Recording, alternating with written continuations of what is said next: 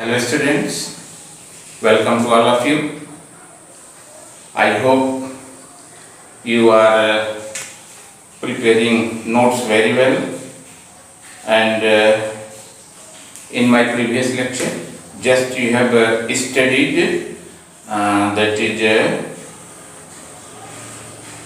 a reactivity series, which is of very much importance. You have to remember it, what is reactivity series or what is activity series, and what are the main characteristics of activity series that is utilized in metallurgy. Understand? So must remember, and in today's lecture we are going to study one more important point of this very chapter, that is metal and non-metal, and that is electrolytic refining or purification of metals. So as you know, during the metallurgy, by using all the steps, when we are in position and we have collected impure metal, then there is a problem how this pure metal is going to purify or going to refine. So the easier method by which an impure metal gets purified or converted into pure metal by using the method for purification is known as electrolytic refining. Alright? So what is electrolytic refining? So electrolytic refining is the process used in getting pure metal from impure metal by the use of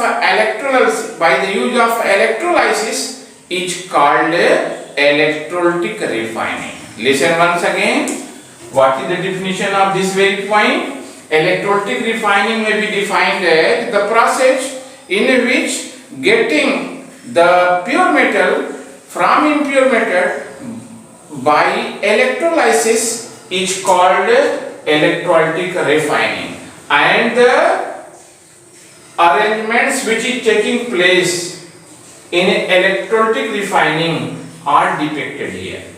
And normally the question comes, children, and very important point, normally question comes in any examination, that explain with level diagram what is electrolytic refining and how metals get purified by using electrolytic method or by electrolytic refining. Alright, so let's start what this method and what necessary steps are involved in electrolytic refining. Alright, children? So in this method of refining or in this method of purification, there is a glass vessel, this one. There is a glass vessel. Alright?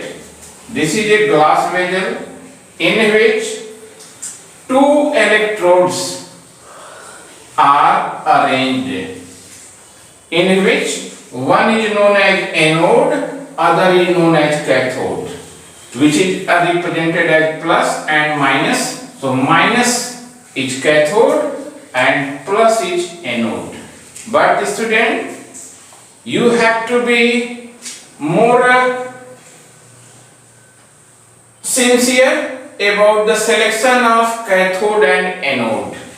So the metal which we have to purify, of the same metal we select one metal as a anode and other metal as a cathode. Means that suppose we have to purify copper metal. So in the selection of these two electrodes, the pure copper metal will be considered or acts as a, that is what? Cathode, and impure metal of the same copper is selected as the anode. Alright? And by this method, the metals like copper, silver, gold, zinc, nickel, aluminium, like metals are gets refined or purified. So must remember, suppose we are going to purify copper metal, or we have to purify refined copper metal. So we will take copper strip, thin strip of copper metal, thin strip of copper metal, this one, that will act as a cathode, and we will make it negative electrode, and its thick metal, means copper thick metal, will be considered as a anode and signed plus. And one more point, the electrolyte which is filled in this very vessel will be the same salt of that very metal. Means if you have to refine copper or purify copper, then copper sulfate solution will be filled as electrolyte. Similarly, if we have to purify silver metal, then two different strip metallic rods of silver will be taken as cathode and anode respectively, and the electrolytes which will be used will be silver nitrate.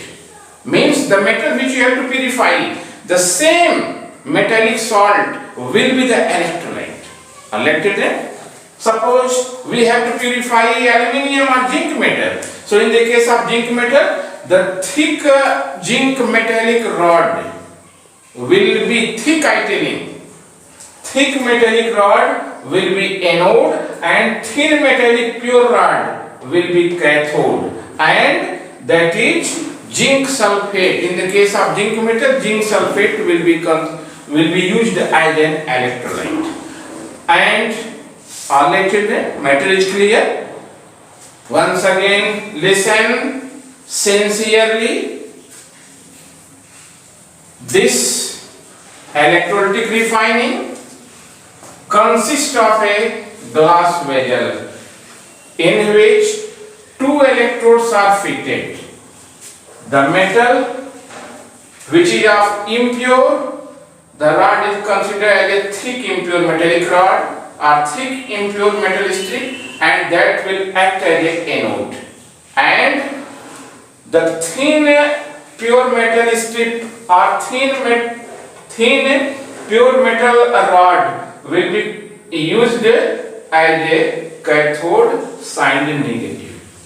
And these two electrodes terminals are connected through a battery to pass the electric current. Alright?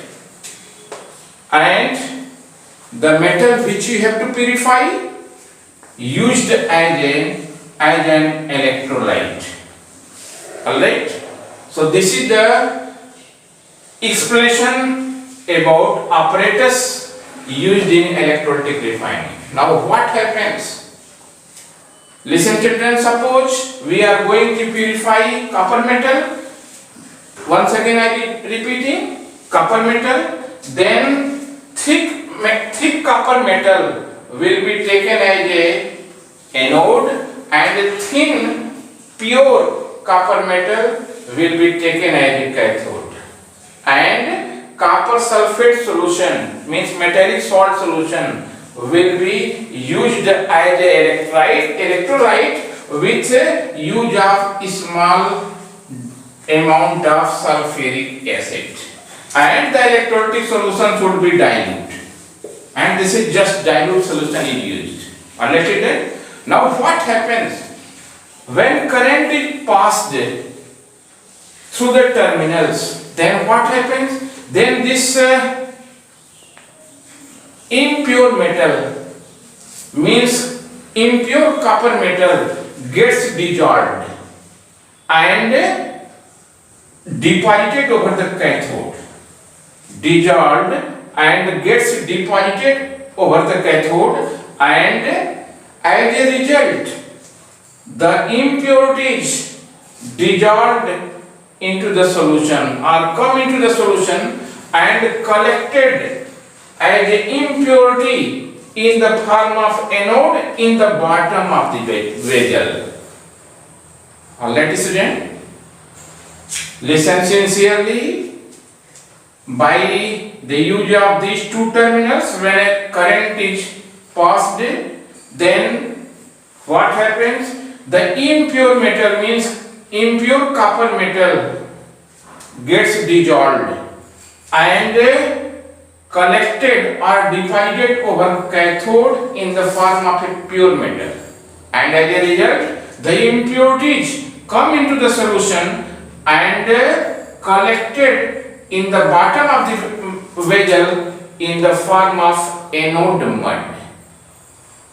And by this method nearly 99.98% pure metal is obtained. And this method of purification by using these essentials called electrolytic refining or electrolytic process of pure metal refining. Alright children, and the reactions which are taking place can be given as. So at anode, what happens children? Just as you are knowing that at anode oxidation reaction will take place, means electrons will get lost, and that can be written as, suppose we are taking copper, so copper solid gets by losing electron, that is Cu plus 2 plus 2E minus.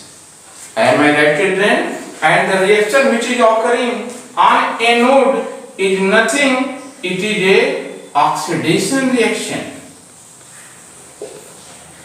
Oxidation reaction. Am I right children? So that will happen at anode. Similarly, what will happen at cathode? So at cathode, and on the basis of previous knowledge you are knowing that at cathode reduction will take place, means electrons are gained. The reaction in which electrons are gained is called reduction, and the reaction in which electrons are lost is called oxidation. So here a reduction will take place, and the process in which reduction taking place can be given as, that is aqueous, means gain of electron that is converted into copper solid, and this reaction is nothing, this is a reduction reaction. Okay children, so must remember this is very important for you. The longest question often asked in your examination, not only in board examination, any examination, such type of questions are asked, and they are very important in the reference of metallurgy. So must remember, I have explained it so simply, and I can think you have responded well.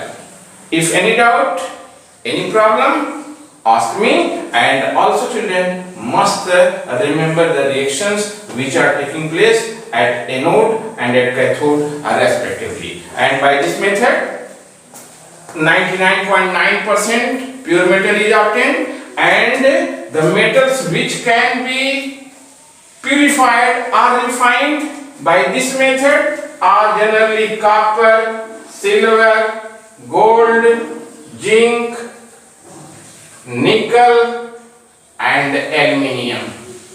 Means for the refining of such metals, this process is utilized.